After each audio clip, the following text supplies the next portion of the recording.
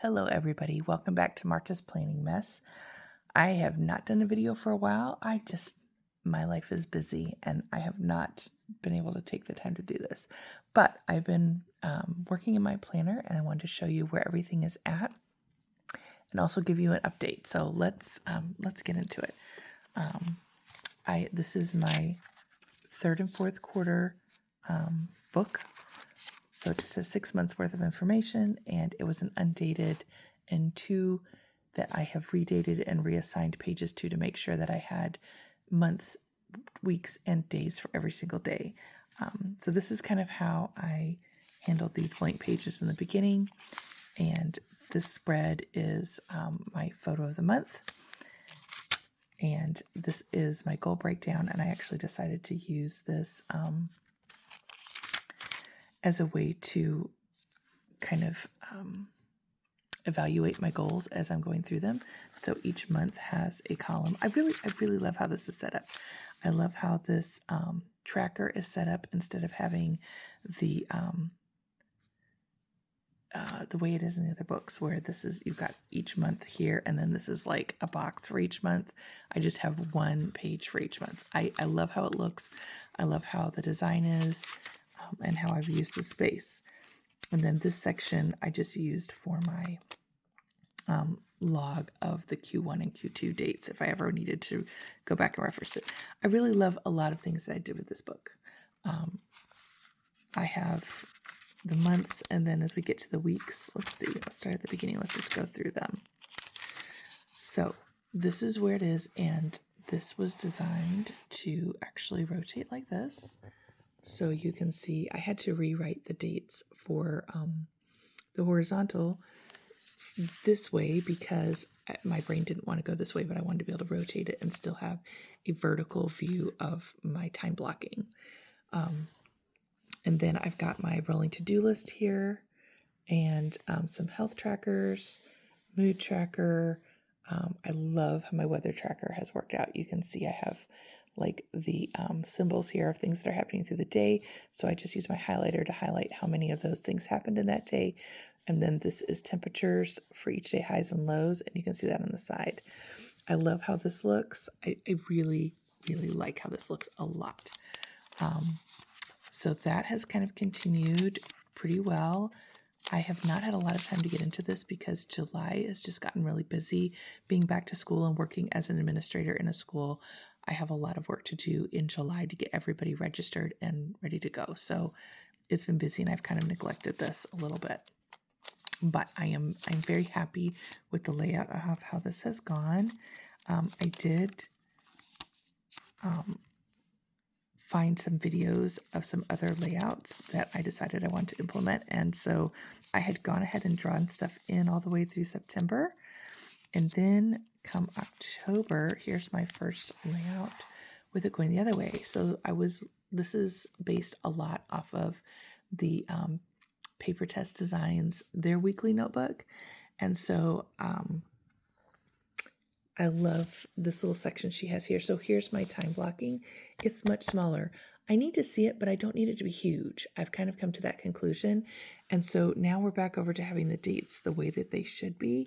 And I went ahead and blocked off this space for my rolling to-do list. So this area here is just going to have kind of like the important things for each day, or maybe a highlight of each day, whether it's a to-do or just a thing that's happening, because I'll have to-dos here, so I don't really have to put them there.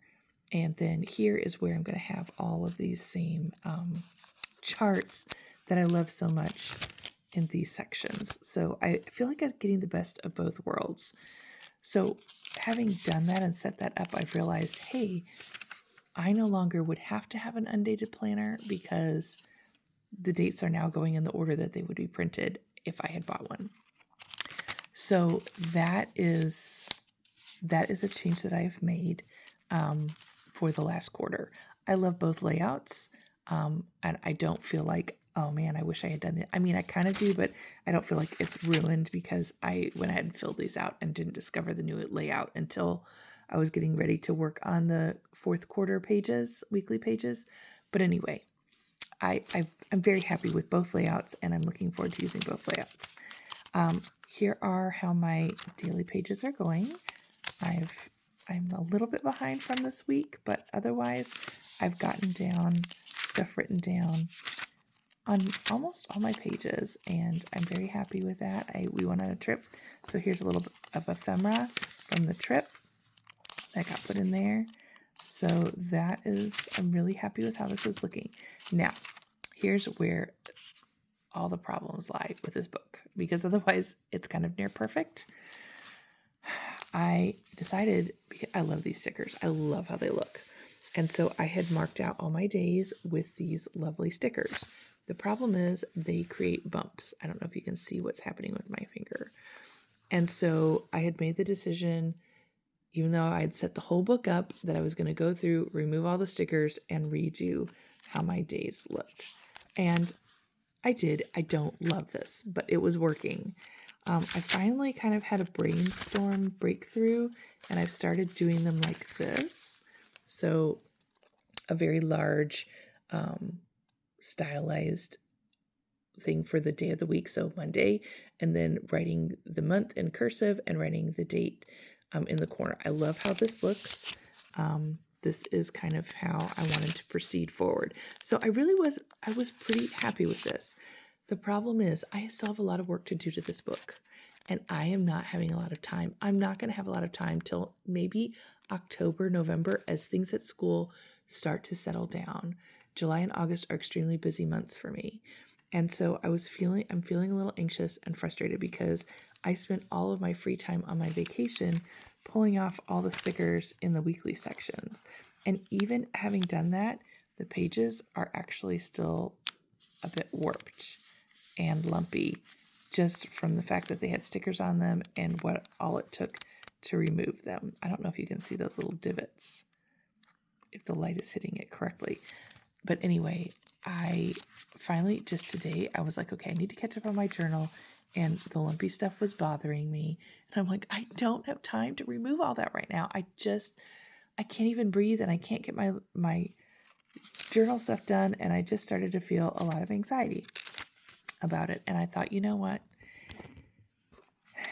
Now that you know that you can use a normal printed horizontal, you maybe need to reconsider doing using this book, because okay, when I started off this year 2026, I was not 100% certain on the design and layout I wanted to do. I did my first book with Dutch Door. I'm doing my second book with horizontal with this layout, which I like a little bit better than the Dutch Door.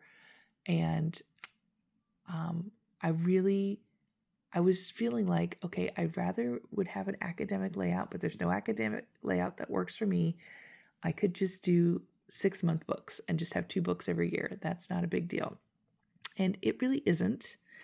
But since I'm really pondering, just kind of biting the bullet and starting over, I went upstairs and I looked at, because I had gone ahead and made a book for 2027 quarter 1, and I had bought some stuff to carry me through quarter 2 so I could start an academic in July of 2027. That was kind of my overall plan, because I really wanted to use these books that I had made. I didn't want them to be wasted, and I'd put a lot of time into them and a lot of thought and that sort of thing. But at this point in my life, I went upstairs and I looked at my book that I had made up for quarter 1, and I'm not going to be able to use it.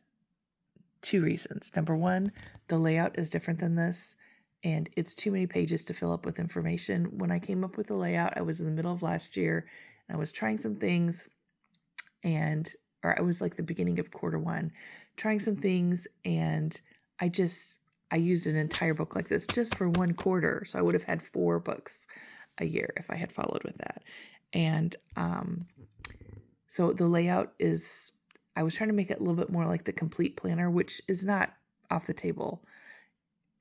But anyway, it wasn't quite going to work for me.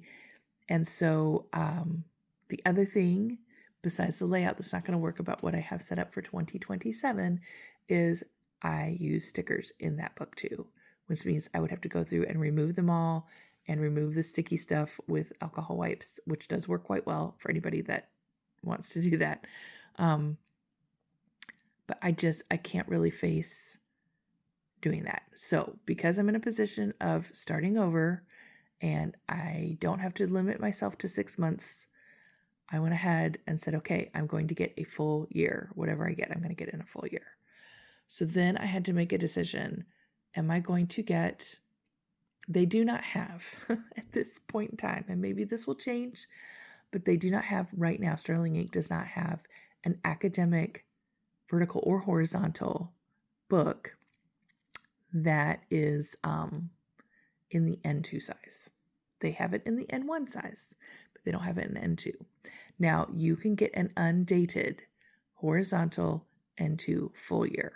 So those are my two options to kind of move forward with this layout, which I really am liking and it's working quite well, and I can see being sustainable.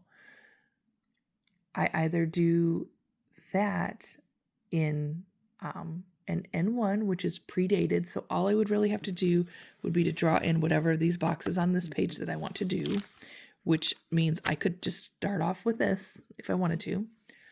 Or I get the N2 full year undated, and I have to fill in all the dates by hand because I'm not going to use stickers.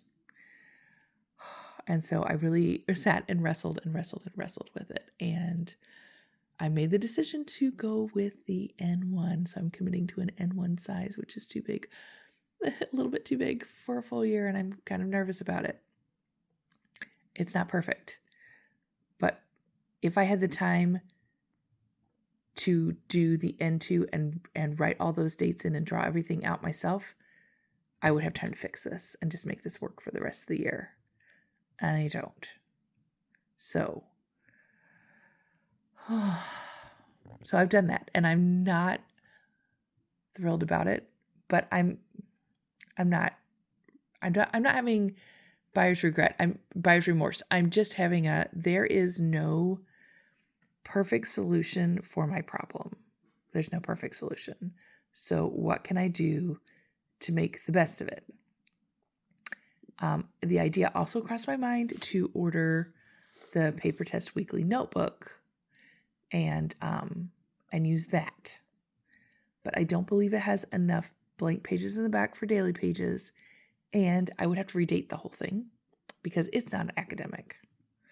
So I really think that this is going to be the best option for me. So I will have to spend some time at some point, and I can wait till October to transfer and backfill all of July and August. I'm not sure how long it's going to take for this to arrive. Thankfully, it's not a high busy ordering time for Sterling Inc. Like it would be at the launch of the academic line or the launch of the next year line. So I do have that going in my favor, but it's probably going to take a week or two at least for that book to come. So I will keep working in this. I will fill out my daily pages, fill out my weekly pages, and then it will get transferred over. And yes, I'm going to rewrite all my journals because I really want to have all that information in one book. And I will have to go back and work on I want this spread. So I'm going to have to reprint this image. This will stay in whatever book I'm using, but I will need to go and reprint that image so that I have that in this spread, because I really do like having this spread here and just getting an idea of what a highlight from each month was. So anyway, that's why this is my planning mess, because it's always a mess. Even when you find something that you really love, sometimes it just doesn't quite meet up with everything that you need it to be. So, yeah.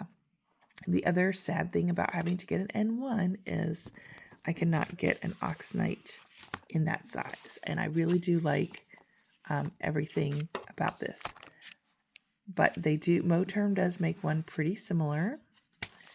And that is what I have saved.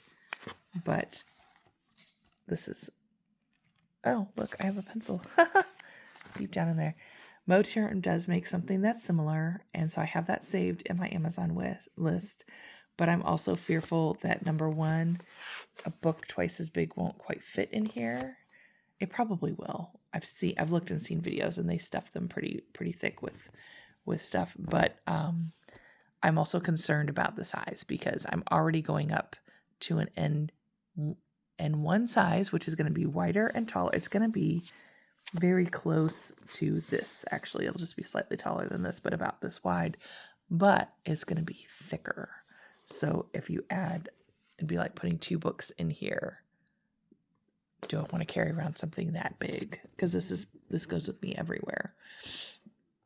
So yeah, that's where I'm at. There is no perfect system. Sterling Ink, make me an N2 academic full year. That's what I want. And of course, if I go through, and I'm going to really try to stick with this because I don't like having multiple books for the year. I really want to have the full academic year in there. So I'm going to do my best to stick with it the whole year. But if I just absolutely hate how big it is, like kind of what happened to me at the end of, was it 2024, when I was finishing my Hobonichi Cousin.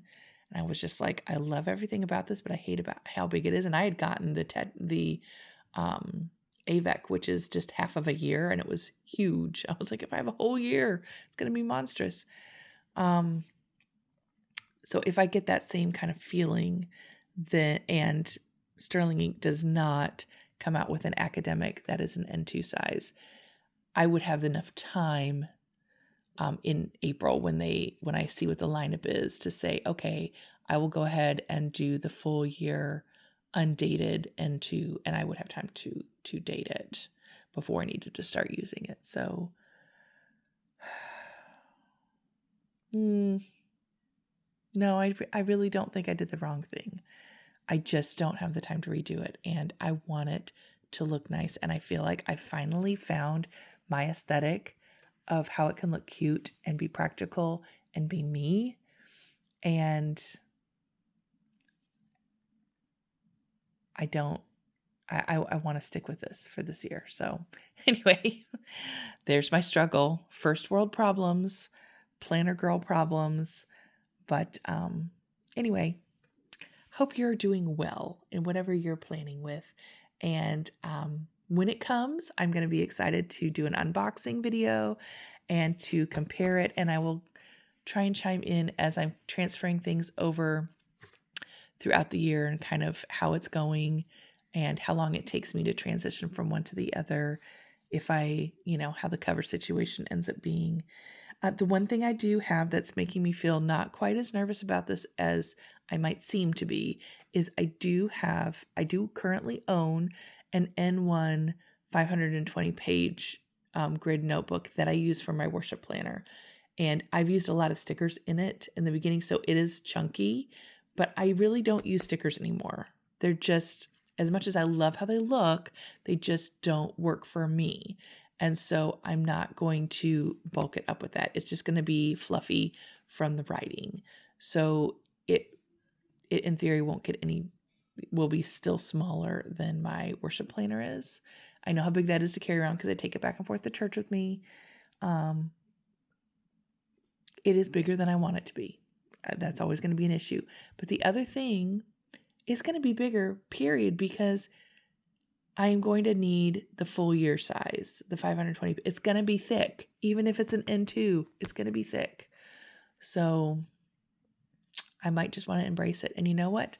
Maybe I'm going to love having the extra space. I don't really need it on my daily pages, but it might be nice to have that extra space here on the weekly pages. So I don't know. Again, first world problems. Oh, I'm looking forward to it coming, and I'm going to sign off now so I can keep working my daily pages and at least try and keep that caught up. And I hope things are going well for you. Let me know in the comments if you happen to be using a Sterling Ink N1 that's a full year and what kind of covers you use.